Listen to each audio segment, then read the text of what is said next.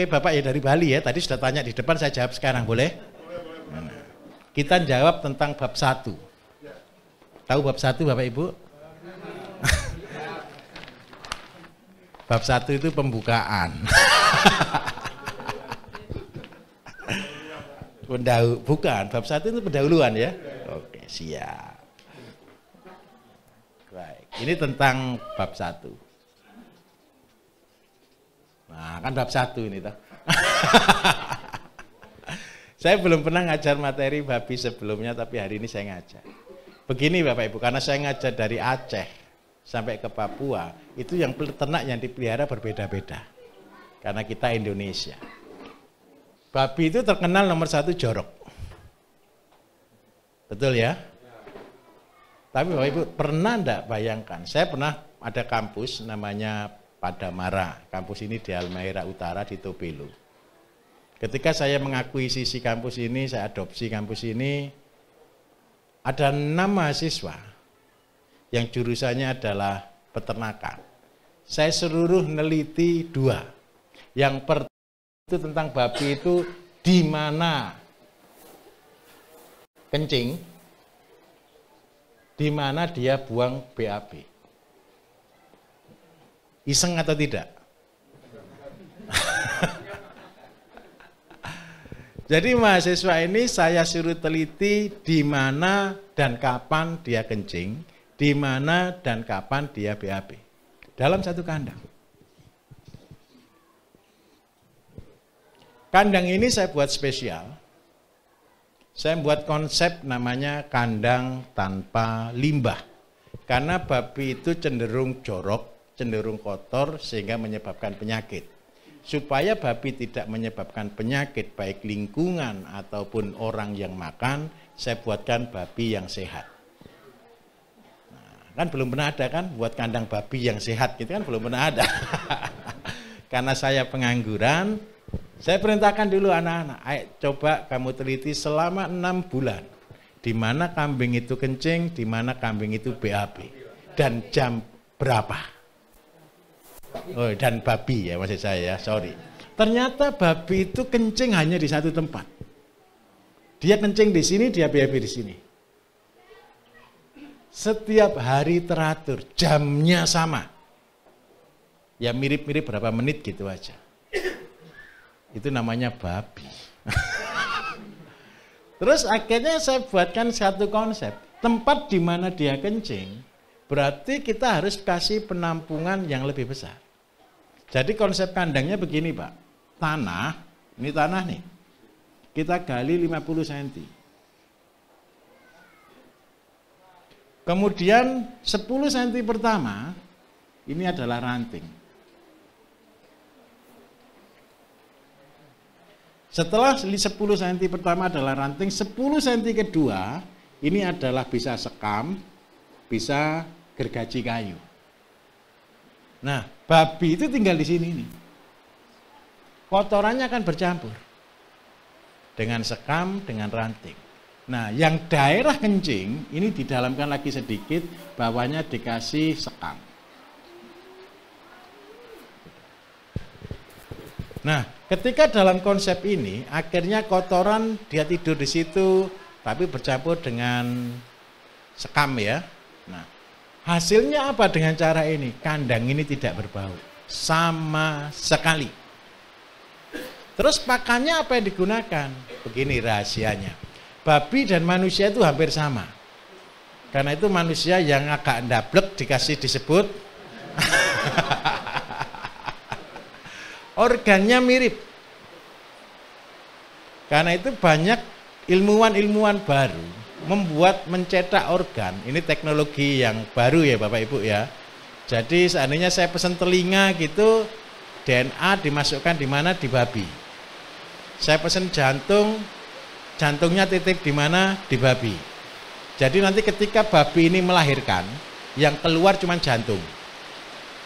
Dan jantung ini nanti diambil oleh manusia, ditaruh di manusia.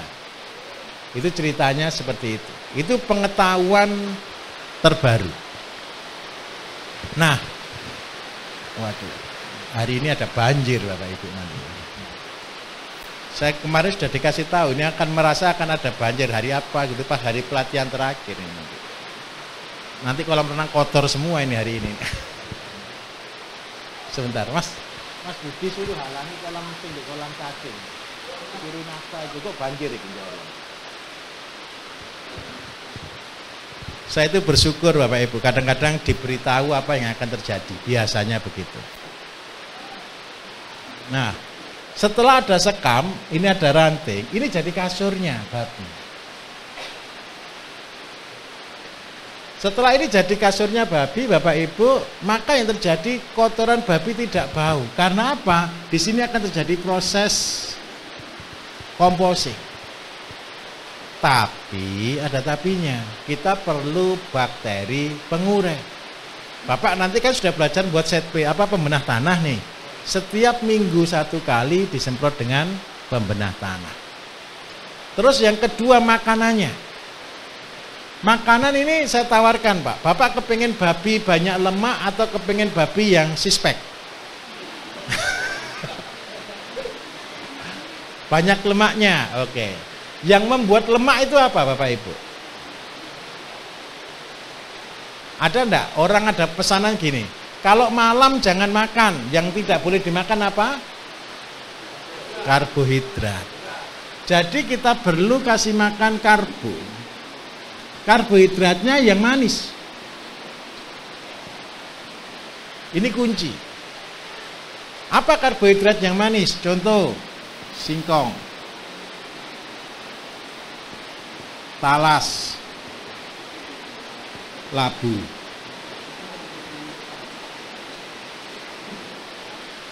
Tahu labu kuning Pak? Labu kuning Bapak Ibu itu bagi daerah tertentu mahal. Tapi percayalah labu kuning itu murah.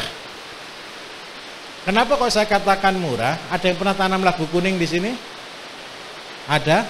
Mudah atau tidak Pak tanamnya? Tinggal ditaruh aja tumbuh kan Pak. Terus satu pohon itu keluarnya banyak atau sedikit? Bayangkan, kalau waktu tanam labu kuning jangan waktu musim hujan. Kalau tanamnya waktu musim hujan, daunnya besar, pohonnya banyak, rimbun, tidak keluar buah. Tetapi tanamnya waktu musim kemarau. Ketika musim kemarau, maka daunnya tidak terlalu banyak tapi buahnya banyak. Bapak kan sudah buat pupuk horti nih, dikerojok pupuk horti, korban 1 kilo per tanaman labu bisa keluar sampai 50 kilo hasilnya. Nah, labu ini jadikan makanan utama Pak. Labu kalau di Bali berapa harganya Pak? Berapa? 1.000? 10.000? Oh, mahal sekali. Kalau mahal jangan. Kalau mahal jangan. Kalau singkong, talas, mana yang lebih murah?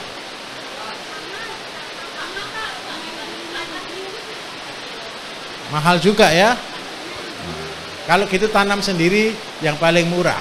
Kalau ubi jalar?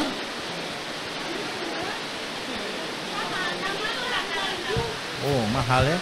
Sudah jadi petani semua saja kaya sudah. Bapak Ibu bisa dengar suara saya enggak walaupun hujan begini? Masih dengar baik. Bapak minta tolong, kalau dedak berapa?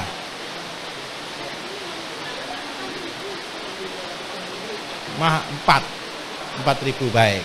Ini dedak halus ya, dedak untuk makan ya. Baik. Karbohidratnya pilih kalau enggak ada dedak. Ini yang harus saya minta maaf. Babi saya katakan sama pencernaannya dengan manusia. Karena pencernaannya sama dengan manusia, saya minta tolong harus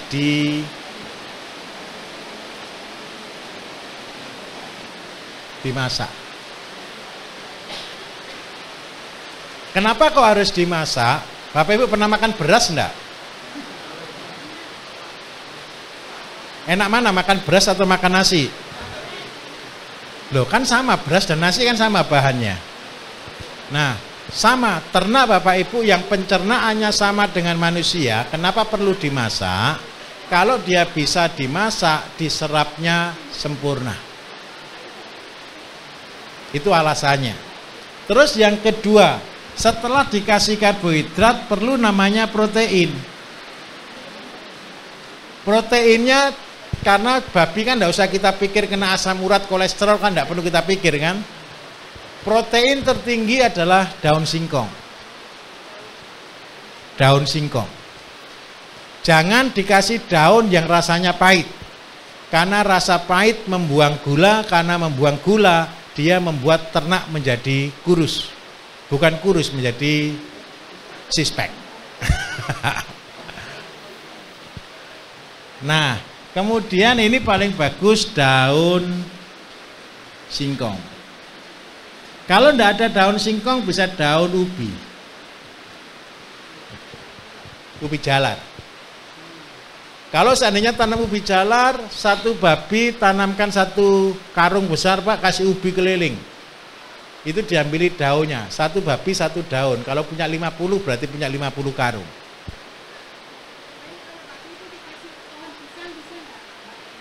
Bisa saja, tapi tidak ada gizinya. Tidak ada gizinya, dia cuma makan dan percuma. Kemudian yang ketiga yang harus kita berikan karena dia butuh mineral. Mineral berarti saya minta tolong setiap kali makanan diberikan garam.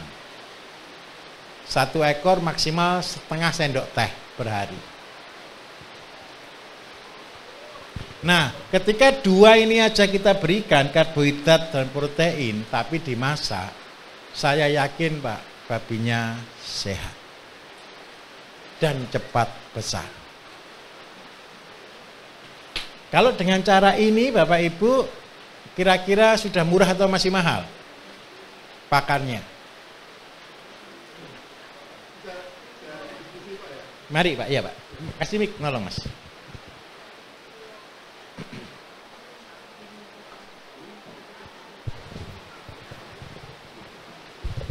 Oke Pak, terima kasih.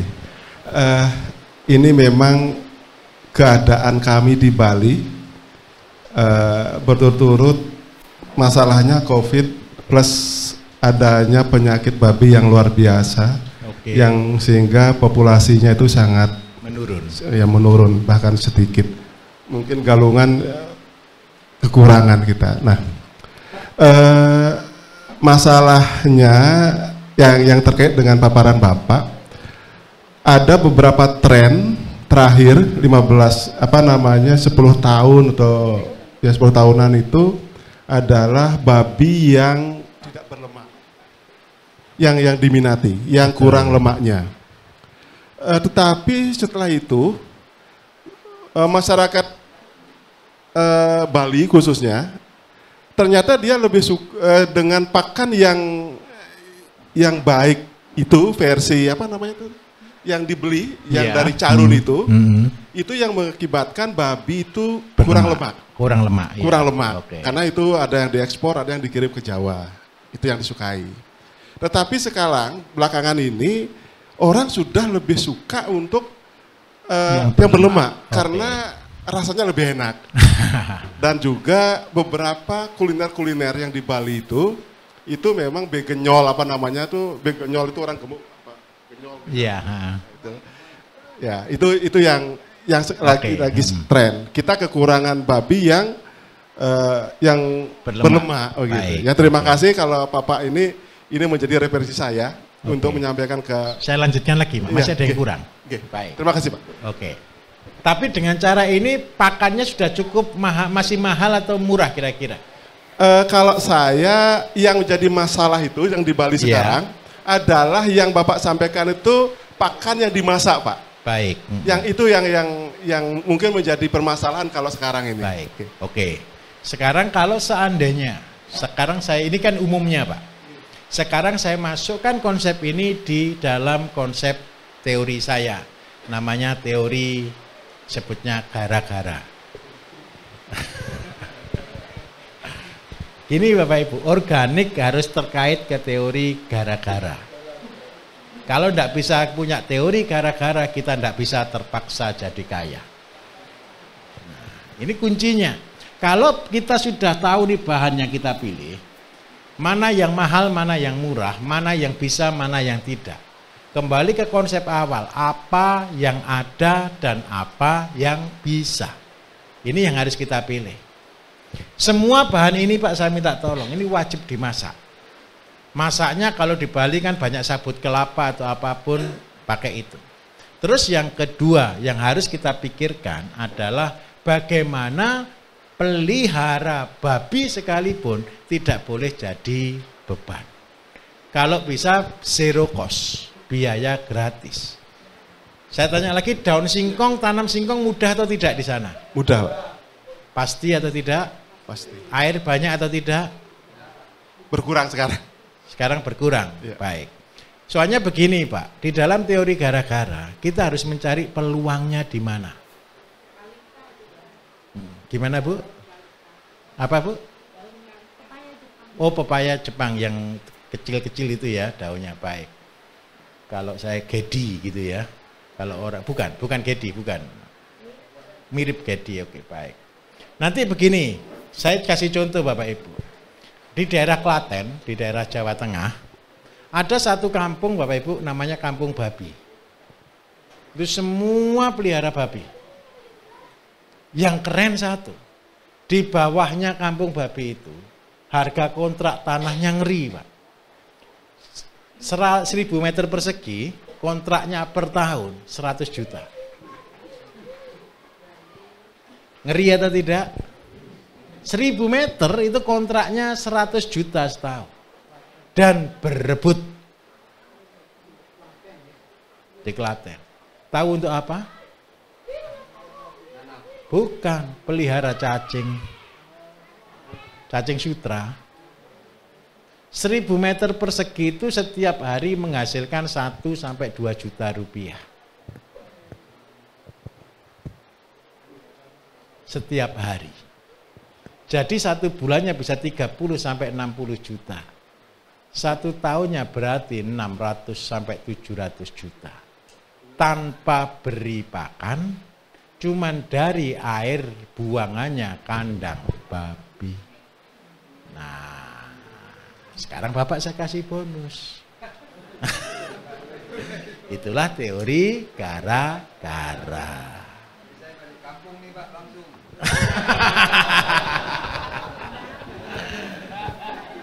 Ini kandang babi di sini. Karena babi kan kalau kandang seperti ini, Bapak Ibu, ini tidak dibersihkan. Tetapi kalau ini kelebihannya kambingnya, babinya sehat, tidak berbau, tidak dikomplain masyarakat. Tetapi kalau kandang yang kecil, untuk babi kecil, kalau di sini kurang bagus. Kalau di sini untuk babi besar, pembesaran. Kalau indukan juga kurang bagus. Karena anaknya nanti banyak yang main hilang di dalamnya, sekam gitu kadang-kadang. Karena kan dia seneng garuk-garuk kan. Nah, karena itu yang beberapa kan Bapak harus buat kandang semen nih yang seperti biasa. Yang harus dimandikan, yang harus disiram. Airnya Bapak tampung di satu wadah. Di sini nanti ada endapan, betul atau tidak? Air bening untuk buat pakan. Pakannya bisa apa? Bisa singkong, bisa talas, bisa ubi jalar. Usahakan Pak, saya tidak setuju dedak. Kenapa kok saya tidak setuju dedak? Karena dedak harus beli. Terus yang kedua, saya tambahkan bukan hanya daun singkong. Karena Bapak sudah punya air limbah, saya minta tolong tanaman saya yang sebelah kini, namanya krokot air. Krokot air itu proteinnya bisa 20%. Seandainya, ini seandainya, pilihan terakhir Pak. Saya tidak bisa tanam kangkung, saya tidak bisa tanam ubi, saya tidak bisa tanam singkong. 100% kasih makan ini, babi sehat. Tinggal ini cari air, tanah yang berair, yang bisa air terus menerus untuk tanamnya. Tapi minta tolong tetap harus direndam air panas supaya dia bisa terurai sempurna. Nah, terus dari sini keluar pakan yang ampasnya ini dipakai untuk media cacing. Sutra.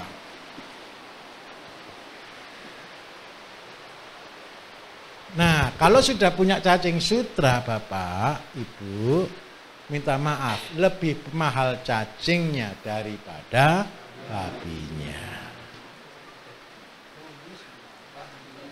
Boleh, Bapak. Sebentar, Pak. Pakai mic, Pak. Pakai mic, Pak.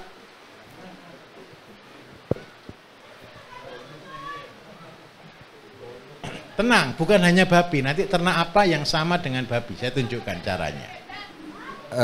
Saya belum begitu paham mengenai cacing ini, Pak. Sutra ini kenapa bisa sampai segitunya mahalnya ya? Peruntukannya untuk apa? Terus di MDPL 1500 apakah memang cocok? Baik. Begini ceritanya. Cacing sutra ini semua yang ada ikan, pembenihan ikan pasti butuh cacing sutra. Jadi cacing sutra itu makanannya benih ikan, Pak. Bapak dari Danau Toba jauh atau tidak? Lahan nggak jauh. Baik. 10 kilo. Kalau dari Wah, enak sekali. Di Danau Toba ada enggak orang yang budidaya ikan? wah itu joroknya Danau Toba ya gara-gara itu, Pak. Terus yang kedua, kalau ada yang pelihara berarti ada enggak yang pelihara benih? Nah, benihnya dia nggak di Danau Toba, Pak. Dari mana, Pak? Dari bawah gunung, dari apa ini? Brastagi ke bawah. Brastagi ke bawah. Masih bisa dijangkau? Kebetulan lewat. Nah, oke, sudah. Percayalah, di mana ada danau. Sekarang ini sudah banyak embung dan sebagainya, Bapak Ibu. Dan cacing itu menjadi kebutuhan paling besar. Tahu harganya? Sekarang ini satu kaleng susu itu sudah 50.000. Nah, peliharalah yang tidak ada resiko, Bapak Ibu. Cacing itu hampir tidak ada resiko, betul? Nah, terus yang kedua, peliharalah yang tidak perlu dikasih makan. Nah, itu yang untung-untung kan di situ. Terus yang kedua nih, Bapak tadi kan kepingin babinya gemuk, berlemak. Nah, supaya dia berlemak, Bapak Ibu, dikasih minuman. Minuman yang memperbaiki sistem metabolisme. Di sana banyak nira enggak, Pak, kira-kira? Tahu nira? Nira kelapa boleh, nira aren boleh, pokoknya nira apapun. Nah, kalau tidak ada, saya minta tolong buatkan. Membuatkannya dari gula merah. Jadi air 20 liter, gulanya berarti 250 gram. Sudah direbus, kemudian carikan bakteri yang membuat gemuk. Ambilkan dari, karena babi tidak berteman dengan sapi, tapi babi berteman dengan ayam. Carikan temboloknya ayam. Tahu tembolok ya? Sama empela. Ambil tembolok, ambil empela, masukkan dalam gula tadi. Biarkan selama minimal 3 kali 24 jam, kemudian diberikan kepada babi setiap hari 1 gelas. Maka yang terjadi, babi akan cepat gemuk. Tadi Pak Bambang sempat singgung, saya dulu ideal segini ini ideal saya. 78-80 kilo itu ideal. Begitu saya minum BSM 7, kalau dulu namanya Mensi, 1 hari saya minum setengah liter. Tubuh saya ditiup hanya dalam waktu 4 bulan, Bapak Ibu, naiknya 16 kilo. Nah, itu sudah gara-gara itu saya turunnya susah sekali. Sekarang turun gini, Pak, nanti saya promosi obat sedikit. Gimana? Nah, gini, saya membuat produk baru yang untuk rejuvenated, namanya pemulihan kembali. Jadi tahu melungsungi enggak? Kalau orang, ya bukan hanya ular itu melungsungi, kepiting juga molting, gitu kan? Molting, ya. Udang juga molting, ganti kulit, ganti organ. Nah, saya enggak tahu ini nanti saya tegang jual atau tidak. Produk ini saya buat 3-4 tahun yang lalu. Bahannya namanya manarasa, daunnya. Santigi gunung. Jadi ini saya buat, saya belajar dari Dayang Sumbi. Anaknya namanya Sangkuriang. Dayang Sumbi itu kan, ini kan tidak tahu legenda, tidak tahu mitos, tidak tahu benar, tidak tahu salah. Tapi yang jelas ada satu cerita nih. Dayang Sumbi itu adalah perempuan yang awet muda. Awet muda sampai sama anaknya, tuaan anaknya kan berarti dia lebih awet muda, betul kan? Nah, dari sanalah saya buat produk ini. Namanya juga belum tahu lah, saya itu lama tidak pernah konsumsi. Gara-gara kemarin berat badan saya tembus 105 Bapak Ibu. Itu susah saya, untuk bersila saja tidak bisa. Terus apalagi kalau ngajar di sini di rumah saya kan saya biasa pakai sandal santai begini. Kalau ngajar di instansi kan saya harus pakai sepatu kan. Ya itu susahnya minta ampun kalau pakai kaos kaki. Bener kan? Pakai kaos kaki itu kan pekerjaan yang paling menyiksa. Nekuk gini ketemu perut. Nah dari sana akhirnya ya sudahlah, 2 bulan lebih kita keluar masuk hotel.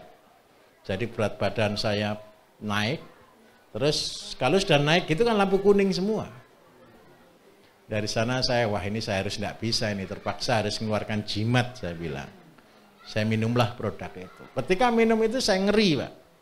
Nah, Bu, ngeri sekali. Tahu-tahu setelah minum itu langsung pakai kacamata. Saya dulu waktu kuliah -7. Setelah itu normal, kemarin normal sudah. Gara-gara saya minum produk itu kabur. Saya ngajar begini minta maaf, jarak 8 meter tidak kelihatan wajahnya.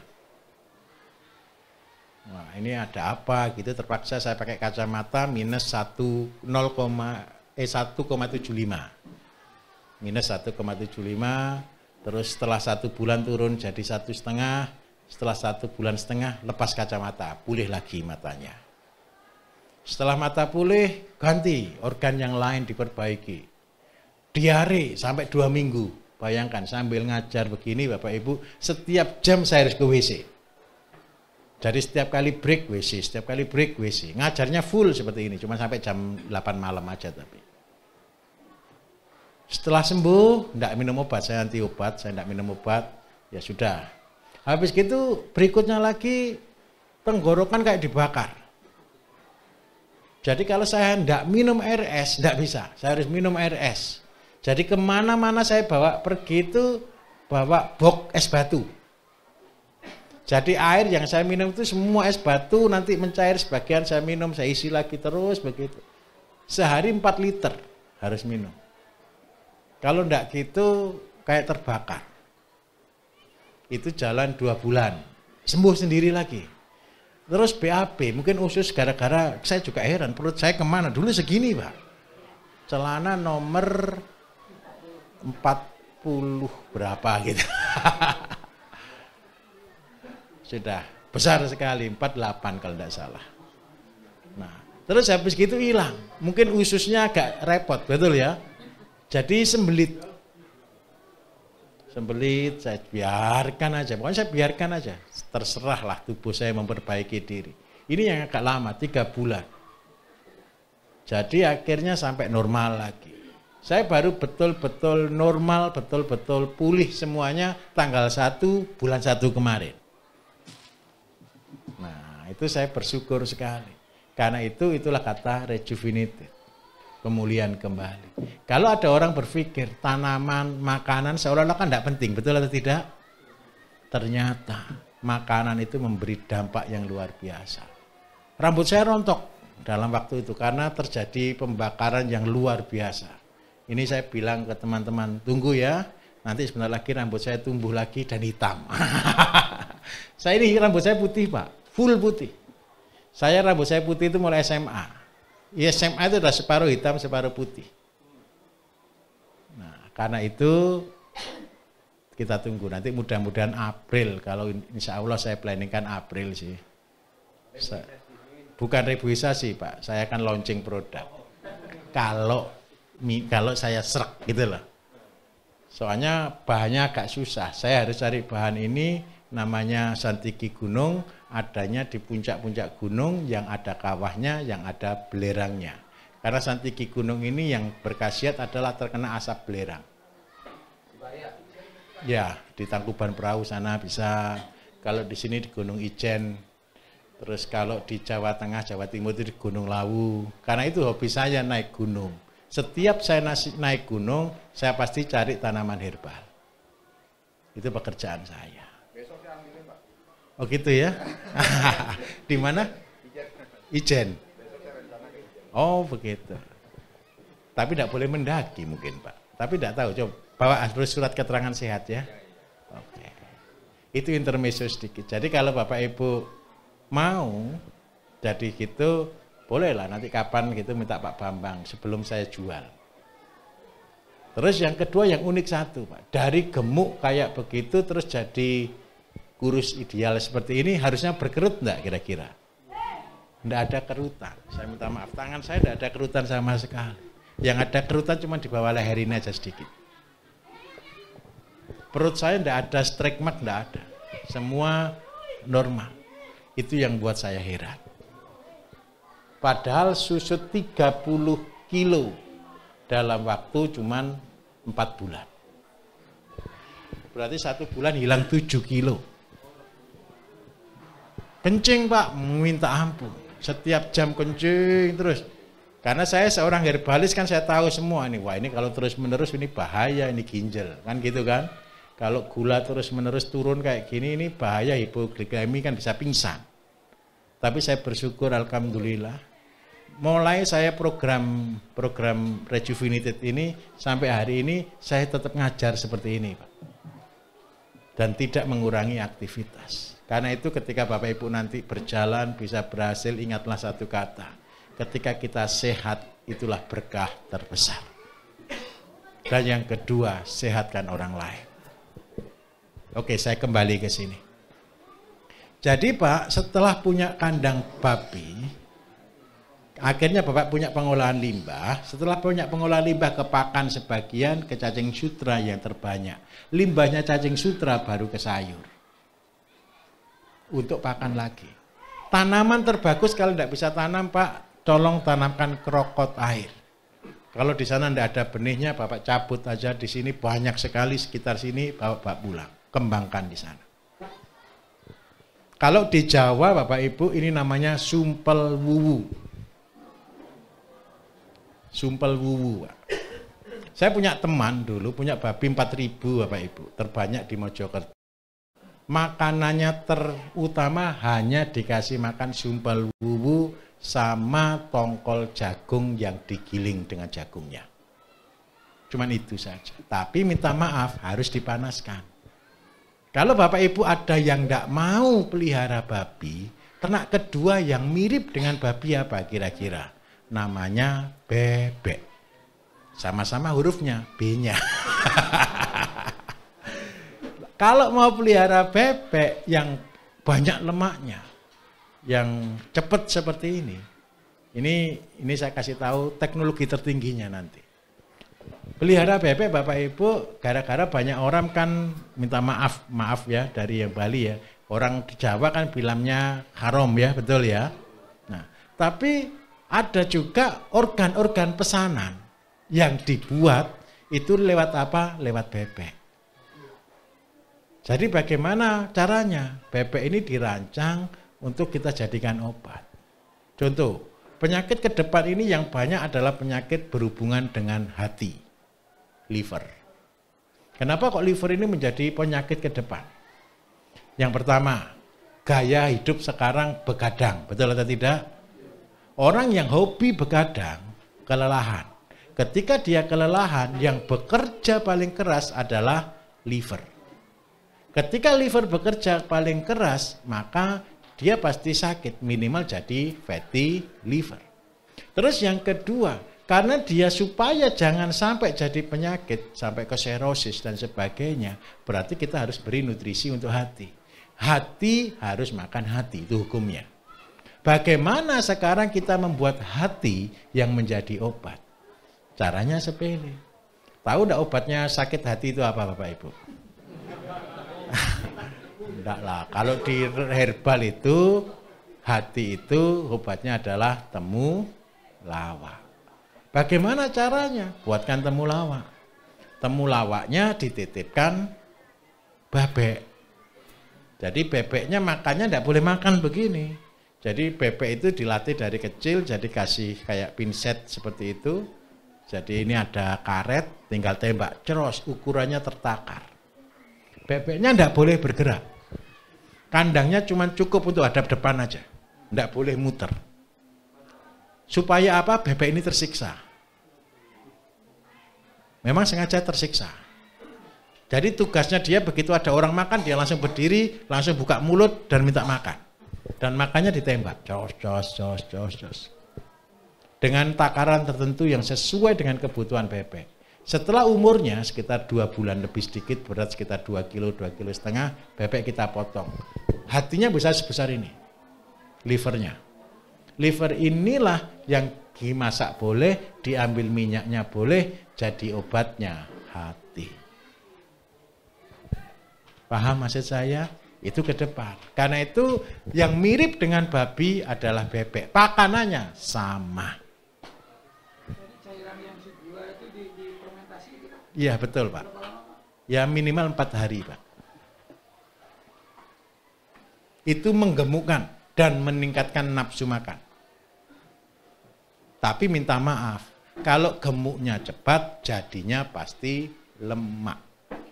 Tapi kan Bapak mintanya yang lemak-lemak. Padahal lagunya Rhoma Irama itu bahaya. Kenapa yang enak-enak itu yang dilarang? Kan gitu kan? Bergurau Pak, biar enggak ngantuk. Bisa dipahami? Oke, mari tanya dulu, mari. Mike pindah ke sana bisa enggak? Jadi untuk bebek sama persis ya dengan ini ya. Iya. Terima kasih Pak. Mungkin saya lanjut ke pertanyaan yang tadi, tapi ini bukan tentang dagingnya Pak, bukan tentang yang enak-enak. Tetapi di tempat saya limbah bab 1 ini banyak Pak. Baik. Limbahnya ini karena makannya konsentrat, jadi memang kadang-kadang cukup mengganggu, walaupun baunya, jaraknya jauh. Gitu. Nah, apakah limbah babi ini kotorannya karena makan konsentrat itu layak masuk diolah menjadi pupuk NPK cair Pak? Baik. Apakah bisa? Atau kemudian kandungan apakah lebih banyak ke N, P atau K-nya? Baik. Itu. Mungkin yang pertama satu Bu. Iya. Ibu boleh membuat pupuk, orangnya enggak boleh tahu. Orangnya nggak boleh tahu. Yang punya enggak boleh tahu, yang beli enggak boleh tahu. Iya. Kalau itu sudah tahu dari kotoran babi, ketika mereka pupukkan itu, yang mau makan itu mikir 10 kali, Bu. Paham maksud saya? Iya, paham, Pak. Nah, tetapi kalau saya tidak, kalau Ibu tanya bagus, saya jawab bagus. Pupuk terbagus nomor 1 adalah babi. Karena kandungannya lengkap. Babi itu sama dengan kotoran manusia. Tetapi kita juga melihat aspek sosial. Itu yang paling penting. Belum tentu orang Bali sekalipun, kalau tahu pupuk itu dari pupuk babi, mereka mau makan. Betul atau tidak? Tetapi kalau pupuk ini Ibu jadikan sebagai bahan pakan, pupuk singkong, pupuk itu untuk apa? Untuk pakan sendiri. Asal bukan untuk sayur ya. Itu masih rasional, masih oke. Paham di sini ya? Nah. Terus yang kedua, Ibu juga mulai sama Bapak ini dari Bali. Ambil enggak usah banyak-banyak, 1 ember setiap minggu dulu. Buat percobaan 1 kali 2 meter. Ibu lihat yang di sebelahnya kolam di sini di bawah, itu kan ada cacing sedikit. Di yang bawah Bu, dekatnya kandang tempat kita praktek kemarin, itu lagi anak-anak lagi percobaan buat cacing. Lah nanti setiap minggu cuma dikasih makan 1 ember. Ada air mengalir sedikit seperti itu aja. Lah nanti setiap minggu diberi 1 ember, 1 ember, 1 ember. Begitu itu sudah jadi kembangkan terus. Karena cacing itu tidak modal apa-apa.